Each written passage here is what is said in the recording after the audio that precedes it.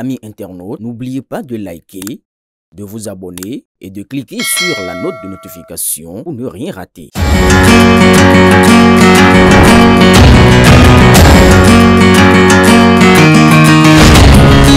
L'élégance africaine prend vie chez Brin Création d'Afrique.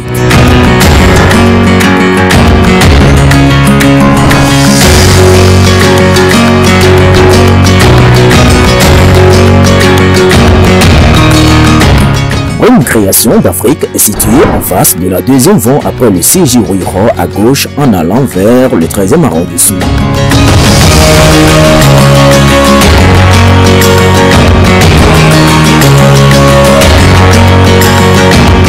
Commandez dès aujourd'hui en nous contactant au plus 229 01 97 82 82 76 ou au 01 52 51 00 52. À Brin Création d'Afrique, c'est la satisfaction totale.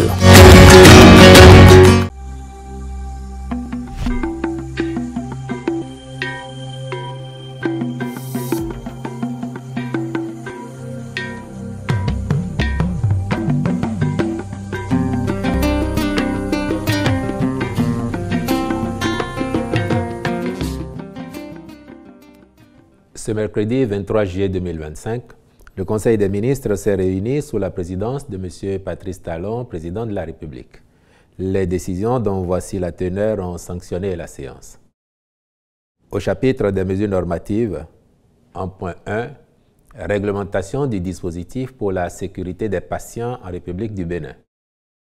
Ce dispositif, initié par l'autorité de régulation du secteur de la santé, participe de la volonté du gouvernement d'améliorer sur la durée la qualité des soins au niveau de l'ensemble du secteur sanitaire du Bénin. Son application favorisera la diminution des préjudices causés aux patients à l'occasion des soins, l'amélioration de la qualité du service et le regain de la confiance des populations qui devra se traduire par une augmentation de la fréquentation des établissements de santé. Dans son contenu, le texte prend en compte l'ensemble des mesures institutionnelles, réglementaires et pratiques à mettre en place pour garantir la sécurité des patients. Il fixe les normes à respecter qui seront évaluées suivant une série de critères essentiels opposables à tous les acteurs exerçant au niveau des formations sanitaires publiques et privées. En point 2, déclaration d'utilité publique du périmètre retenu pour abriter une zone économique spéciale à Kétou. La création de cette zone est la concrétisation d'initiatives conjointes visant le renforcement des relations économiques avec le Nigeria. La dite zone sera dédiée notamment au développement d'opportunités de production et de transformation de céréales en forte demande au Nigeria, ainsi que de filières compétitives intégrées.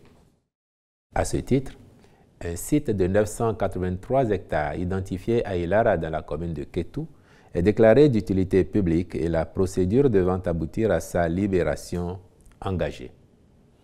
Au titre d'autres mesures normatives, ont été adoptés les décrets portant obligation de prise en compte des changements climatiques dans les stratégies et planifications des entreprises publiques, modification des statuts de la Société béninoise des infrastructures de l'eau SA et nomination des membres de son conseil d'administration.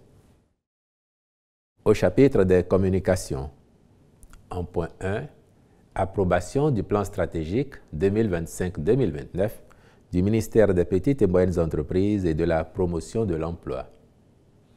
Le dit plan a pour objectif de renforcer la contribution des entreprises relevant du portefeuille de ce ministère à la croissance économique par la création de richesses, d'emplois décents et durables.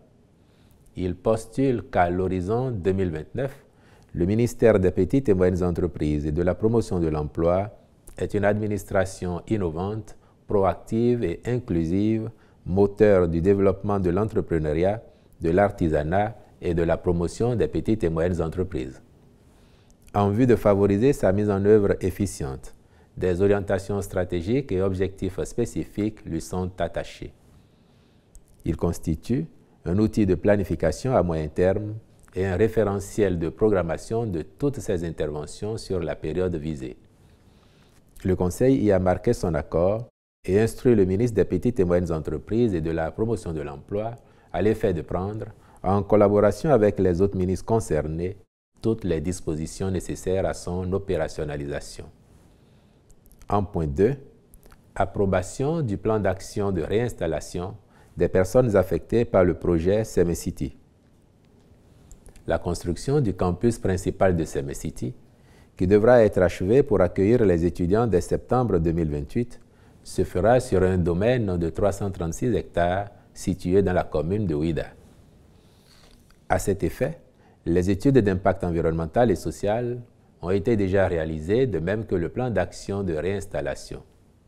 Celui-ci a permis d'identifier 985 personnes sinistrées et d'évaluer les biens affectés.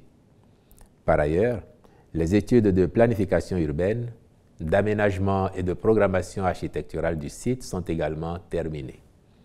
Les travaux de viabilisation seront réalisés en 3 phases, dont la première, qui porte sur 174 hectares, démarrera incessamment. C'est dans ce cadre que le présent plan est approuvé pour servir de base aux mesures compensatoires à mettre en œuvre au profit des personnes appelées à libérer le site. Au chapitre des rencontres et manifestations internationales, il a été autorisé l'organisation au Bénin du colloque international sur la reddition des comptes des chefs militaires et de leurs conseillers juridiques du 25 au 29 août 2025, puis du 2e congrès de la Société africaine de santé publique du 9 au 11 septembre 2025. Au chapitre des mesures individuelles, les nominations ci-après ont été prononcées au ministère des Affaires étrangères. Ambassadeur thématique chargé de la diaspora afrodescendante aux États-Unis d'Amérique, M. Shelton Jackson Spike Lee et Mme Tonia Lewis Lee, je vous remercie.